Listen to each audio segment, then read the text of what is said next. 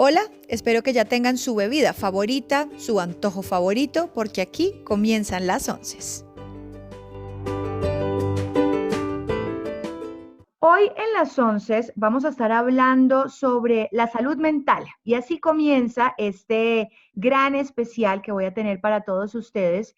Y tengo el placer de hablar con el doctor Juan Manuel Orjuela. Él es neuropsiquiatra. Doctor, bienvenido a las 11. ¿Cómo está? Muy buenos días, Silvana. Muchas gracias por la invitación. Bueno, doctor, yo quiero que comencemos por lo más sencillo, porque yo creo que sobre todo en estos tiempos de cuarentena hemos hablado o hemos oído por lo menos del tema de la salud mental y la gente está teniendo sensaciones diferentes, pero es un tema que no es nuevo y que yo creo que ha acompañado a la humanidad desde el principio de los tiempos. ¿Qué es la salud mental? Bueno, la salud mental es un concepto que es difícil, digamos, de delimitar, pero básicamente hace referencia a un estado mental que implica pensamientos, emociones, motivaciones y comportamiento que te permite llevar a cabo tus planes y tus proyectos personales en la vida. Es decir, es un estado de bienestar psicobiológico que te permite sacar toda la potencia que tienes para cumplir aquello que te quieres proponer o que has puesto como una meta deseable para tu vida. He estado leyendo un poco y las enfermedades más comunes o de las que más podemos oír son la ansiedad, la depresión, la bipolaridad, bueno, y muchas otras más. Quisiera, doctor, que usted me ayudara a hablar de cada una y como a desglosarla para poder entender, porque he tenido el chance de hablar con personas que sufren de algunas de estas enfermedades y hay unas que digamos que tienen ciertas cosas en común, pero hay otros puntos que son completamente diferentes. Y yo creo que muchas veces, así como nos automedicamos y autodecidimos que sufrimos de algo, yo creo que con la salud mental pasa exactamente lo mismo. Quisiera que arranquemos con la ansiedad. ¿Qué es la ansiedad y cuáles son sus síntomas más comunes? Bueno, mira, muy importante la pregunta que haces, ya que debemos diferenciar un umbral de lo normal y de lo anormal, Ujú. porque todos los mamíferos experimentamos ansiedad. La ansiedad es un estado de inquietud, de desasosiego, de amenaza que se presenta frente a una situación que puede ser amenazante o puede ser difícil de enfrentar para el sujeto. Me explico. Si tú tienes un grupo o un rebaño de ovejas y se acerca un lobo, una de las ovejas empieza a saltar, se empieza a poner inquieta y las demás se contagian de esa inquietud y por tanto el rebaño sale corriendo, porque Ajá. detectan una amenaza y por tanto hay una respuesta emocional frente a una amenaza real porque el lobo efectivamente las puede matar. En el Ok. caso de los humanos pasa lo mismo, la ansiedad hace parte de la vida, o sea, la ansiedad hace parte de las emociones que llamamos primarias y que en ese sentido la situación, por ejemplo, que estamos viviendo con la pandemia es una amenaza real de un virus que está matando muchísimas personas y que por lo tanto te podría matar a ti y en ese sentido uno despierta una respuesta de ansiedad frente a una amenaza que es real, igual cuando te van a atracar, igual cuando está temblando, etcétera. Entonces, la ansiedad per se no hay que patologizarla porque es un estado que nos permite sobrevivir ante ciertas situaciones que pueden ser difíciles o amenazantes. La Ok. ansiedad patológica es algo diferente. La ansiedad patológica es aquella que se presenta sin una amenaza real, que es desproporcionada frente al estímulo, es decir, una persona puede estar regando una mata y de repente tiene un episodio de pánico donde siente sudoración, taquicardia, inquietud, pensamientos de me voy a morir, me voy a enloquecer, dificultad para respirar, sensación de atoramiento en la garganta. Y toda esa experiencia sintomática la presentó en ausencia de un estímulo amenazante. Entonces, fíjate que la ansiedad patológica no es en respuesta a un estímulo amenazante, es desproporcionada en intensidad y además afecta la calidad de vida de la persona. El sujeto no puede concentrarse, no puede trabajar, tiene dificultades para relacionarse, va a tener miedo a salir solo porque si me da un ataque de pánico, ¿quién me va a ayudar? Y si me meto al Transmilenio lleno de gente, ¿a quién voy a acudir? Y si entro a un teatro y me da una crisis, ¿qué voy a hacer? Entonces, la persona con ansiedad patológica empieza a ver debilitada su calidad de vida y por tanto consideramos que aquí ya hay una enfermedad o una condición de salud mental. Claro, y me imagino que como en todas las enfermedades habrá niveles de ansiedad patológica, ¿no? Hay personas que la pueden tener un poco más leve, hay otras personas, como usted lo está diciendo, que realmente ni siquiera pueden salir de su casa. Sí, claro, digamos que en general nosotros graduamos las intensidades en leve, moderado y severo. El ejemplo que te acabo de poner es una crisis de pánico, que probablemente sería el pico o el tope de la ansiedad, que es 10 sobre 10 en muy Ujú. pocos segundos. Hay otras personas que tienen ansiedades más adaptativas, como por ejemplo la que estamos viviendo actualmente en la pandemia, donde tú tienes cierta desconfianza para salir, te lleva al domicilio el sujeto y tú desconfías de él, te metes en un ascensor y de repente alguien estornuda y te da un poquito de ansiedad. Entonces, actualmente, por ejemplo, las últimas encuestas de la OMS han revelado que la mayoría de países, en Estados Unidos, por ejemplo, el 40% las personas tienen síntomas ansiosos. En Colombia estamos alrededor del 43% con síntomas de ansiedad. En Irán llegaron hasta 60%. Entonces, que es una ansiedad mucho más leve, pero está presente en comparación con una crisis de pánico. Entonces, Claro. efectivamente, sí, sí hay diferentes grados de ansiedad. Quisiera que habláramos un poco sobre estos ataques de pánico. Yo creo que a las personas, y he oído mucho en cuarentena, que hay personas que han terminado en la clínica porque sienten que les está dando un infarto, que se van a morir y lo que están teniendo es un ataque de pánico. ¿Cuáles son esos síntomas? Yo lo he sufrido y es una cosa terrible. Yo creo que varía de persona a Sí, persona, de pero, acuerdo. o sea, es como un miedo incontrolable, unas ganas de llorar terribles, es una presión en el pecho. A mí personalmente me genera una gastritis terrible y no me puedo, o sea, me doblo del dolor, no me puedo mover, me toca empezar y pues bueno, digamos que he tenido varios, entonces ya entiendo un poco, entonces Claro. respiro y tengo unas técnicas ya especiales, pero para una persona que le da de primerazo es muy miedoso.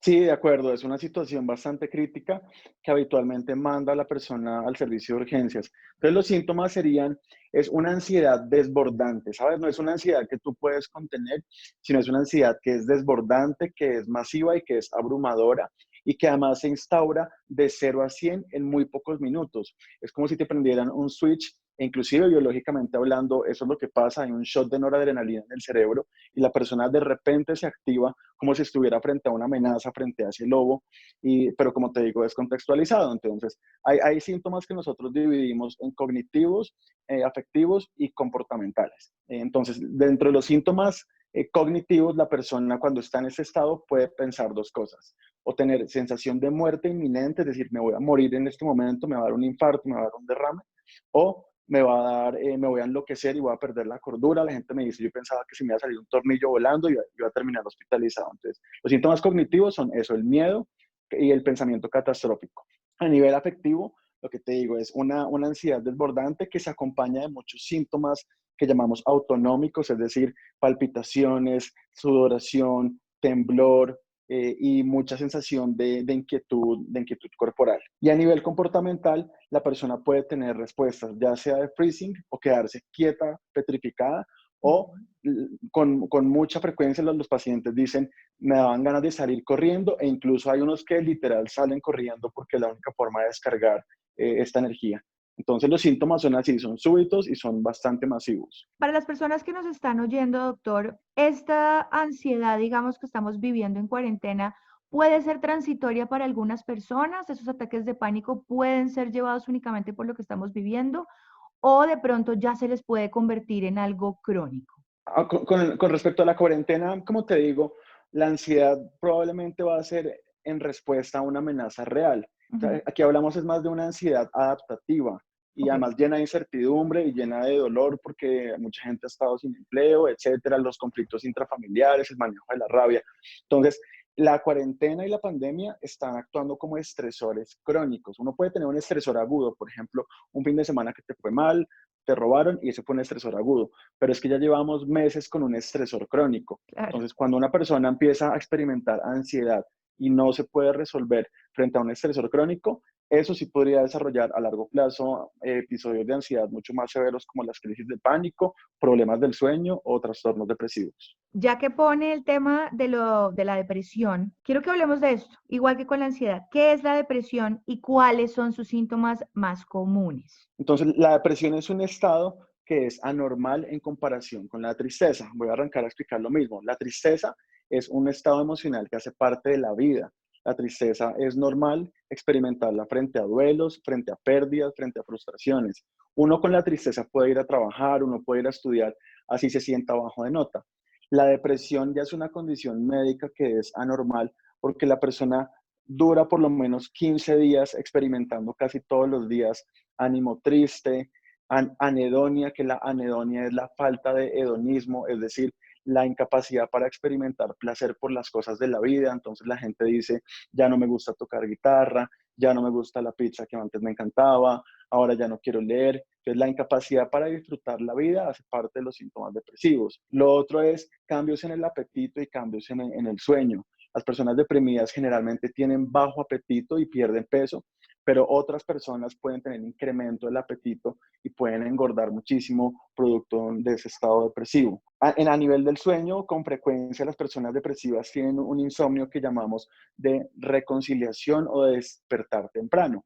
Son personas que se levantan a las 3, 4 de la mañana y se quedan rumiando y pensando acerca de las cosas que hicieron, que dejaron de hacer. Por tanto, hay un elemento cognitivo en la depresión que es muy importante y es la baja autoestima, las ideas de minusvalía, de yo no valgo tanto como los demás, yo no hago las cosas tan bien, yo soy más feo que el vecino, que mi hermano, las ideas de culpa, como te dije, el autorreproche, es decir, el castigo psicológico, el látigo psicológico porque hice o dejé de hacer.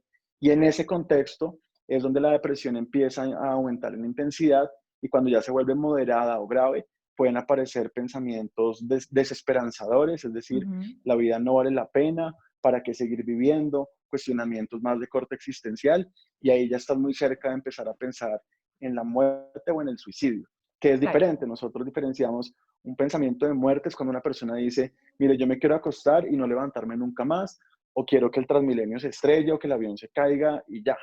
Otras personas escalonan a un nivel más grave, que es realmente lo más crítico de una depresión, que son los pensamientos de suicidio. Es decir, cuando la persona ya desea quitarse la vida de una manera activa. Entonces empiezan a buscar blogs, a buscar páginas, a mirar métodos. Y por supuesto, aquí ya tenemos una condición que es psicopatológica. Ahora quiero que hablemos del trastorno de bipolaridad, porque usamos, de hecho, todas estas palabras las usamos como muy fácilmente todos los días, ¿no? Y hablamos, me incluyo, y ya una amiga me regañó y me dijo, no vuelvas a hacer eso, que uno dice que el clima de Bogotá es bipolar, ¡ay, usted sí está como bipolar esta mañana!, ¿no? ¿Qué es el Sí, trastorno bipolar y cuáles son sus síntomas? Porque yo creo que entre más sepamos, más empatía vamos a poder tener por la gente que sufre esto y estas personas van a poder hablarlo mucho más fácil, ¿no? claro, sí, es muy importante y como bien lo has mencionado,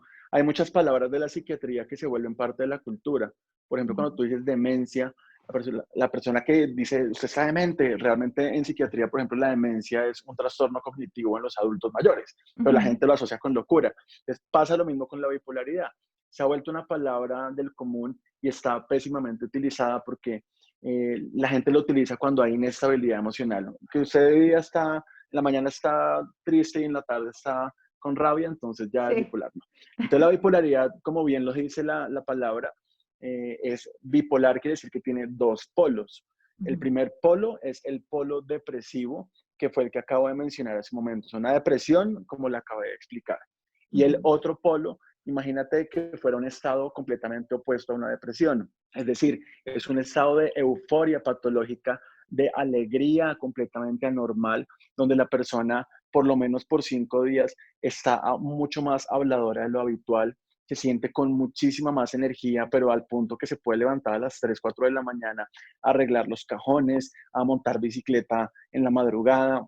La persona además puede tener compras impulsivas, pero desproporcionadas, me refiero a comprar 30 cepillos de dientes, o tuve un paciente que se compró una Harley Davidson cuando nunca había querido montar moto, pero en el estado de euforia él pensaba que podía viajar por todo el país me decía, sí, quiero viajar por todo el país con una mona sentada detrás mío en la moto y poder recorrer todas las ciudades de Colombia. Entonces, una idea Claro. megalomaníaca también, que es típica de la bipolaridad. Entonces, el sujeto que está exaltado o en estado de manía, así le llamamos, no solamente tiene esos síntomas, sino que además empieza a desarrollar una idea de grandeza donde siente que es más que los demás, que puede más que los demás, pero hay un punto en el que puede rayar con la psicosis y puede tener, por ejemplo, un delirio que él es Picasso. Yo tenía un paciente en mi año rural que cuando entraba en manía, él pensaba que era una combinación entre Picasso y Simón Bolívar. Entonces el tipo se vestía así como el libertador,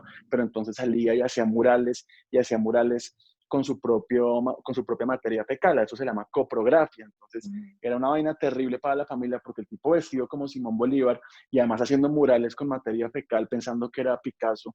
Y todo eso era un delirio de grandeza que él francamente estaba pensando que tenía. Claro. No todos los casos son tan dramáticos, pero sí lo que te quiero decir es que hay un estado de exaltación tan severo que la persona se vuelve incluso agresiva y requiere en el 90% de los casos hospitalización porque manejar esto en casa se vuelve incontrolable. Y medicina, ¿no? Que muchas personas bipolares, y hay un caso que es muy público, que es el de Kanye West, que lo vemos cuando él está en una etapa de manía, y él públicamente dice que él no toma medicinas, y las personas bipolares, según lo que yo entiendo, no sé si usted me pueda ahí corroborar, la Ujú. recomendación es que sí tomen medicina para que el cerebro se equilibre, porque claro, están en los opuestos siempre. Sí, digamos que no siempre, fíjate que nosotros comparamos los episodios de la bipolaridad como episodios gripales. No es que Ujú. la persona esté maníaca o deprimida todo el tiempo, todos los días por el resto de la vida, o sea, eso no existe. Si tú Ujú. no tratas una depresión, te puede durar 9 meses. Si tú no tratas un estado de manía, te puede durar 6 meses, pero tiene un fin. O sea, que es un periodo o un episodio en el cual Claro. tú presentas toda esta constelación sintomática. Entonces, el problema de no tratar la bipolaridad, porque hay gente que dice, mire, yo no quiero tomar litio, yo no quiero tomar ácido valproico, no quiero tomar sus medicamentos, yo mejor me voy a hacer medicina china tradicional, a que me hagan acupuntura, que lo puede ayudar a relajar, pero no le trata la bipolaridad. Entonces, en ese sentido, las personas que no se tratan tienen episodios mucho más frecuentes, es decir, pueden tener varios episodios en el año y por Ujú. tanto muchas veces hospitalizaciones o tú no puedes trabajar bien, a la gente la echan de los trabajos porque tú maníaco no puedes trabajar, deprimido tampoco. Entonces, si no te tratas, tienes episodios más frecuentes y más intensos. Si sí te tratas la bipolaridad o la enfermedad mental que tengas, los episodios van a ser menos frecuentes, o sea, más espaciados uno con el otro, pero además van a ser menos intensos. Por tanto, eso al final te va a llevar a más periodos de, entre comillas, normalidad, que al final son periodos funcionales y productivos. Nosotros en psiquiatría no pensamos tanto en medicar por solamente bajar síntomas y que duerma bien y que coma bien. Claro. Nosotros en este momento estamos pensando que la persona recobre su funcionalidad y tenga la capacidad para producir y para, como dije al comienzo, tener una salud mental que te lleve a cumplir proyectos en la vida. Chévere, eso me parece chévere. Ahora quiero que hablemos de la esquizofrenia. Yo creo que si ustedes se han dado cuenta, hemos ido avanzando, no es que una sea menos importante que la otra, pero claro, hemos subido de tono porque la ansiedad la podemos hablar todos los días, la depresión también, pero la bipolaridad cada vez se pone más tabú. Y cuando ya hablamos de esquizofrenia, la gente yo creo que se imagina es un loco, demente, como decía usted, incontrolable. ¿Qué pasa en la cabeza de una persona esquizofrénica? Bueno, la esquizofrenia es una enfermedad que se considera una enfermedad mental mayor, como Ujú. bien lo dices, comparada con otras. Es mucho más severa porque es una enfermedad del neurodesarrollo. Ya hoy en día se sabe que hay dificultades o hay errores en las conexiones sinápticas de las neuronas. Y estas personas durante el desarrollo, cuando tienen entre 15 y 20 años, empiezan a manifestar los síntomas. Por Ujú. tanto, es una enfermedad que aparece muy temprano en la vida y que trunca los planes del sujeto. ¿Cómo se manifiesta? Típicamente la persona primero empieza a ser muy introvertida, empieza a tener suspicacia de las cosas, se vuelve muy desconfiado. Y hay un punto en el que cuando es esquizofrenia paranoide puede pasar a una idea delirante paranoide. ¿Qué quiere decir esto? La persona, por ejemplo, puede empezar a convencerse, porque no es que se imagina, sino que se convence, a eso se refiere a una idea delirante, se convence de una certeza que es falsa. Por ejemplo, que te insertaron un chip detrás de la oreja y que con Ujú. ese chip hay un dios intergaláctico que te está monitorizando. Y la persona empieza a pensar eso, que hay Claro. un tema paranoide, que hay una conspiración incluso detrás de él, que ahora todo tiene sentido, que cuando sales y de repente la persona de la esquina estornuda, tú dices, ah, me quiere decir algo con ese estornudo porque seguramente está comunicado con este dios intergaláctico que me vigila. Y de repente pasa otra persona por un centro comercial y te hace un guiño en el ojo porque tenía algo metido en el ojo, pero para ti fue un guiño. Y tú dices, me está corroborando nuevamente que me están vigilando.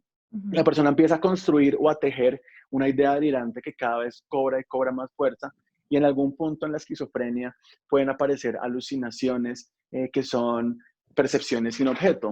¿Qué quiere decir Claro. esto? Que una persona, normalmente cuando tú me hablas, tú generas un estímulo real, auditivo, y yo lo escucho. Estas personas con esquizofrenia alucinan, es decir, empiezan a tener percepciones, pero no hay nada afuera, están dentro de su cabeza, pero ellos lo identifican como si vinieran de afuera. Entonces pueden tener voces que, por ejemplo, les dan órdenes que son alucinaciones de comando. Yo tenía un paciente que la voz le decía, ahora tienes que avanzar, ahora tienes que parar, ahora tienes que agredir a tu mamá, ahora te tienes que lanzar por la ventana. Y al final hizo un intento de suicidio porque tenía Claro. alucinaciones de comando. Entonces, ahora la esquizofrenia es una enfermedad que, para resumirla, tiene esos dos componentes, las ideas delirantes y las alucinaciones, y por tanto el sujeto pues no puede tener una calidad de vida adecuada y tampoco va a poder muchas veces tener pareja, va a ser difícil para la familia, va a requerir medicación, hospitalizaciones, y es una situación delicada. Y son enfermedades con las que básicamente, pues si uno o las sufre o las personas con las que uno está, hay que aprender a llevarlas, hay que aprender a asumirlas. Con las personas que he hablado me ponen siempre el ejemplo de las enfermedades físicas. De si yo me rompí un brazo, pues la gente no me va a decir que no me va a poner el yeso. Si tengo cáncer, pues lo normal es que uno vaya a un oncólogo y haga un tratamiento debido. Si ya tengo una enfermedad crónica como la artritis o bueno, no sé, muchas otras, Ujú, yo creo que esto debería hablarse de la misma manera, ¿no? Dejar un poco querer tapar ujú. el sol con las manos, sobre todo cuando ya son enfermedades tan fuertes como lo puede ser la esquizofrenia. Sí, de acuerdo.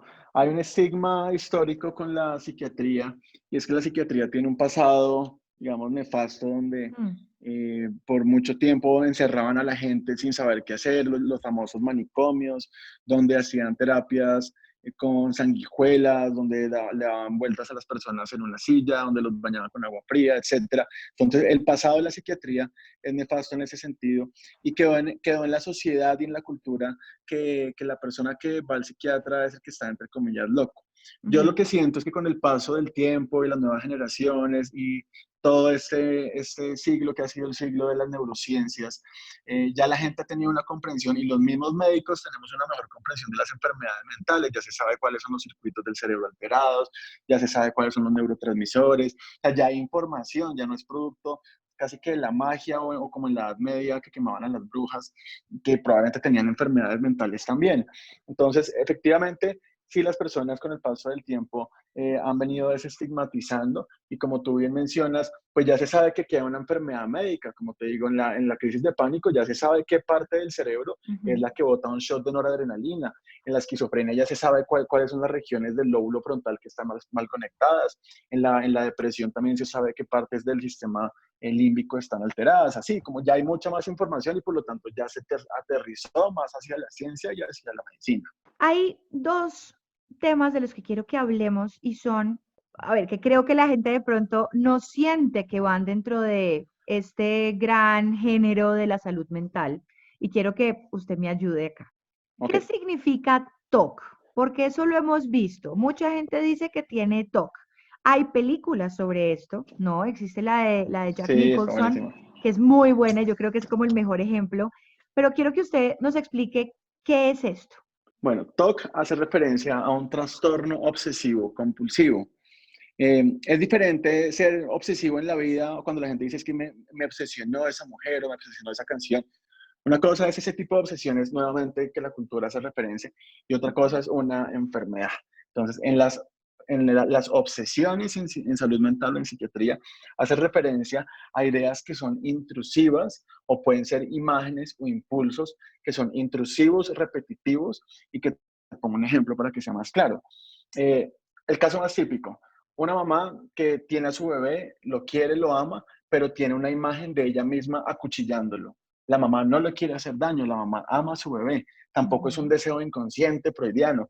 Es una idea que es intrusiva, que es ansiogénica, que va en contra de su voluntad y que además es catalogada como absurda. Eso le genera mucha angustia a la mamá, puede que rece, puede que tenga una compulsión, que la compulsión es el acto que intenta neutralizar esa angustia de la idea obsesiva. Entonces puede que la mamá rece, va y se confiesa, pero vuelve a casa y aparece otra vez ella acuchillando a su hijo. Pues consulta por esto y dice, mire, yo amo a mi hijo, pero no sé por qué me pasa eso. Eso es un ejemplo de una idea obsesiva de agresión. Hay otro tipo de ideas obsesivas, por ejemplo, que tienen que ver con sexo. Yo recuerdo un sacerdote que él decía, es que estoy dando misa, doctor, y de repente el Jesucristo que está detrás mío, siento que le está creciendo el pene. Pero él evidentemente pues no tenía ningún conflicto a ese nivel, pero la idea obsesiva era el contenido sexual y se perturbaba mucho estando en misa porque tenía la sensación de que a Jesús le estaba creciendo el pene. Claro. Entonces, la ansiedad que le daba los lleva a consultar porque dicen, esto para mí es una idea absurda, intrusiva, repetitiva y me afecta la calidad de vida. Así hay diferentes temas, hay ideas de contaminación, hay ideas de simetría, hay muchos subtipos de TOC, pero para ponerte ese ejemplo, inclusive hay música. Yo tuve la oportunidad de publicar recientemente un artículo de una paciente que tenía obsesiones musicales y ella se levantaba y básicamente todo el día estaba escuchando en su cabeza un loop muy intenso de una canción que era muy interferente para ella. Ni siquiera le gustaba la canción, era un grupo que realmente le parecía aversivo y todo el día estaba con un loop todo el tiempo en su cabeza, pero a un volumen incrementado y por lo tanto me decía, mira, es muy interferente, ¿qué hago? Y la compulsión, cuando hablamos de obsesiones son esos, las compulsiones son los actos que neutralizan. En el caso de ella, lo que hacía era salir a trotar, en otras oportunidades se ponía música de otro género, así. Entonces, la obsesión va de la mano con la compulsión en la medida en que la compulsión es una conducta que la intenta neutralizar. Ok, o sea, por eso existen las personas que entran a la casa y tienen que prender la luz 7 veces porque eso es lo que los calma, básicamente. Sí, exacto. En ese sentido, ese es un buen ejemplo. Son las ideas que llamamos de duda, Ujú. duda patológica y la compulsión es de verificación. Entonces, es un excelente ejemplo para entenderlo. Entonces, la duda es, ¿será que dejé el gas prendido o apagado? ¿Será que sí? ¿Será que no? Entonces, llegó al trabajo y ¿será que sí o será que no? Le toca devolverse y la compulsión es verificar. O lo mismo que tú dices, los rituales. Para que hoy me vaya bien, entonces voy a tocar 3 veces con el codo derecho y 4 con la mano izquierda, porque si no hago eso, entonces no bajo la ansiedad de que me va a ir mal. Entonces, eso es un buen ejemplo de la duda y la verificación. Puede ser, al igual que lo que hablamos ahorita de la tristeza y la ansiedad, que casi todos tengamos algún trastorno que nos genere obsesión y necesitemos algo para calmarlo, o O sea, mira, pueden andar por el mundo sin que de verdad nada les moleste. no, yo creo que, fíjate que eso es muy interesante y es que nosotros en psiquiatría intentamos, no siempre es posible, pero no ser tan categóricos en los diagnósticos. Ujú. Nosotros preferimos pensar las cosas dimensionalmente, es decir, todos estamos en una escala de grises.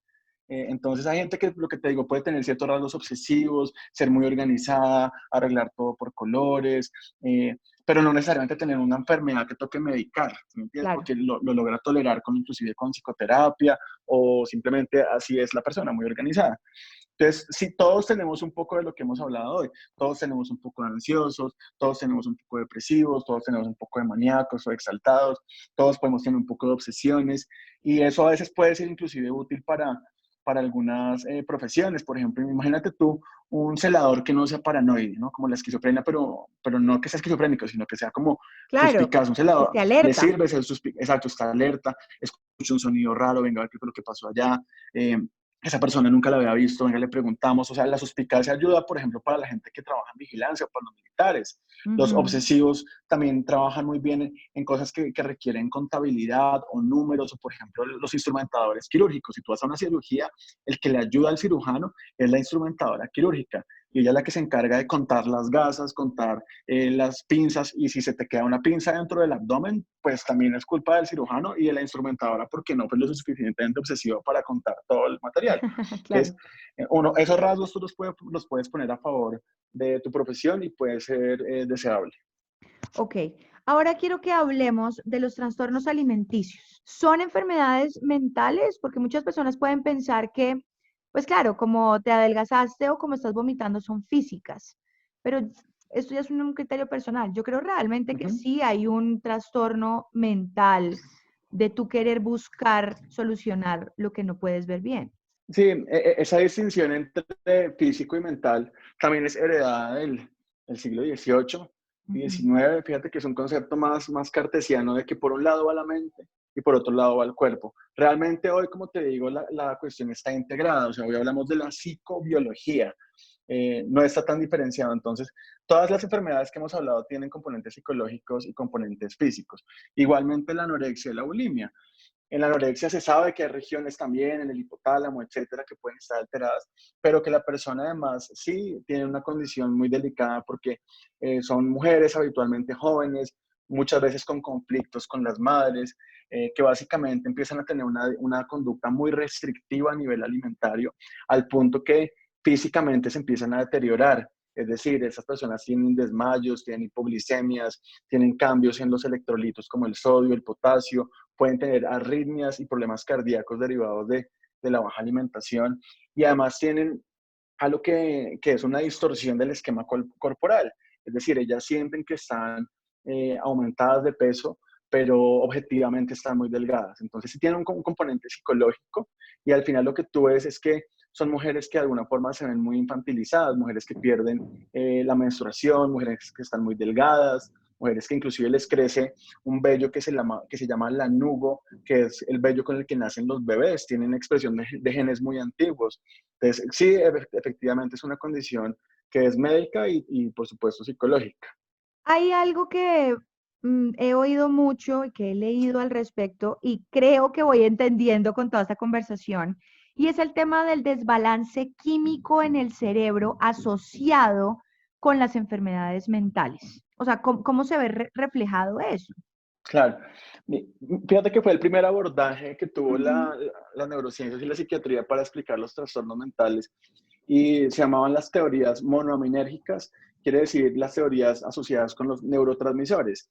Entonces, al principio se decía, mire, si usted tiene baja la serotonina, está deprimido. Si tiene alta la noradrenalina, tiene ansiedad. Si tiene alta la dopamina, tiene esquizofrenia. Y así, como que a cada enfermedad se le puede atribuir una serie de neurotransmisores, e incluso los tratamientos farmacológicos van dirigidos a regular estos neurotransmisores. Es decir, es cierto que hay una neuroquímica. Ya con los avances de las neurociencias y toda la investigación que se ha hecho, se sabe que no solamente son estas moléculas pequeñas, sino que estas moléculas hacen parte de circuitos emocionales. Entonces ya se sabe que hay una circuitería de la depresión, una circuitería de la ansiedad, una circuitería de los trastornos alimentarios. Ya pasamos de lo reduccionista, localizacionista, a hablar de circuitería hoy en día. Por eso inclusive se pueden operar algunas enfermedades. Hay algunos neurocirujanos que pueden operar la depresión, que pueden operar el trastorno obsesivo compulsivo, porque ya se sabe qué circuitos están alterados. Ah, qué nota. Eso me parece súper chévere. Juan, quiero que hablemos y me expliques un poco de por qué es importante tratar estas enfermedades. Bueno, es muy importante porque, como lo he mencionado, estas enfermedades se acompañan de un sufrimiento para la persona, es decir, hay un malestar significativo. Así como cuando tenemos un dolor físico, una apendicitis, una fractura que duele y buscamos ayuda, aquí también la persona se acerca, o la familia muchas veces también está sufriendo y lo sugestionan para que vaya a consulta. Entonces, lo primero es tratarlo para mitigar o reducir ese dolor que genera la enfermedad. Lo segundo es que definitivamente las personas que no se tratan tienen una peor calidad de vida y se ven truncados a nivel sentimental, es más difícil tener parejas, a nivel laboral, porque si te la pasas con depresiones, con ansiedades, con estados de manía, pues va a ser muy difícil tener una estabilidad laboral o incluso académica. Muchas personas que no se tratan quedan en la mitad de la universidad, se tienen que retirar porque las hospitalizaciones pueden ser prolongadas, a veces 1 o 2 meses. Entonces, definitivamente se deben tratar. entendiéndolo como un modelo médico y sabiendo que esto al final va a repercutir en una mejor calidad de vida y eso al final repercute en en un mejor funcionamiento social, académico, laboral y familiar.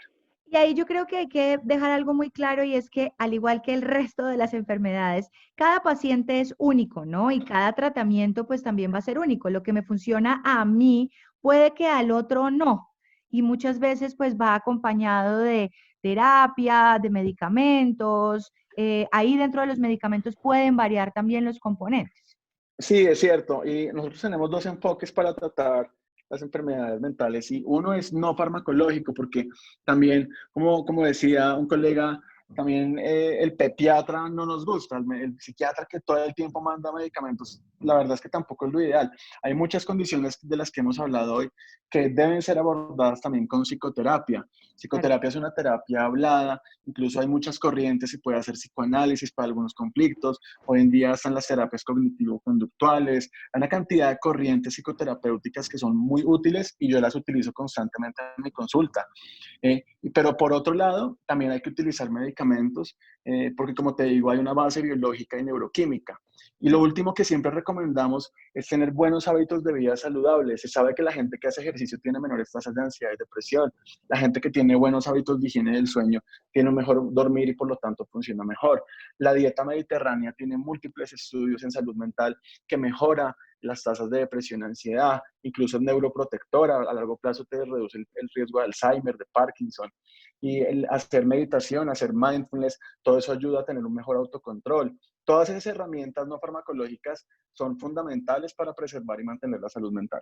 Bueno, súper chévere. ¿Hay alguna otra cosa que pueda ser alternativa, que pueda ayudar, digamos, a que el proceso sea mejor? Porque listo, ya tenemos claro que puede ser todo un proceso, puede haber terapia, medicamentos, todo lo que tú hablas del mindfulness, meditación, alimentación, ejercicio, pero hay de pronto algunas otras herramientas que de pronto la gente pueda tratar si está interesado. Sí, sí, sí, también.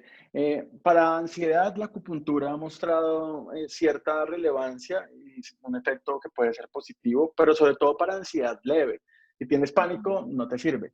Y Ujú. lo otro es que el cannabis medicinal también tiene unos estudios bien interesantes en salud mental, sobre todo para bajar la ansiedad social, para aumentar las horas de sueño, es decir, tratar el insomnio. Hoy en día ya sabes que el cannabis tiene un uso que puede ser recreativo, que es el que la gente utiliza para sentirse drogados o eufóricos, Ujú. pero está el uso médico que no tiene nada que ver con sentirse drogados, sino son esas moléculas llamadas cannabinoides que se pueden utilizar de manera segura, no adictiva, no psicoactiva, para bajar, como te digo, estados de ansiedad, para bajar estados dolorosos, son muy útiles también, y para tratar trastornos del sueño. Bueno, doctor, muchísimas gracias. Yo creo que con esta conversación muchas personas van a quedar como más enteradas y van a querer saber mucho más del tema. Gracias por tomarse el tiempo y estar aquí en las 11 conmigo. Gracias por tu invitación, Silvana. Muchas gracias por acompañarme y si te gustó este capítulo, no dudes en compartirlo. Nos oímos en las próximas 11.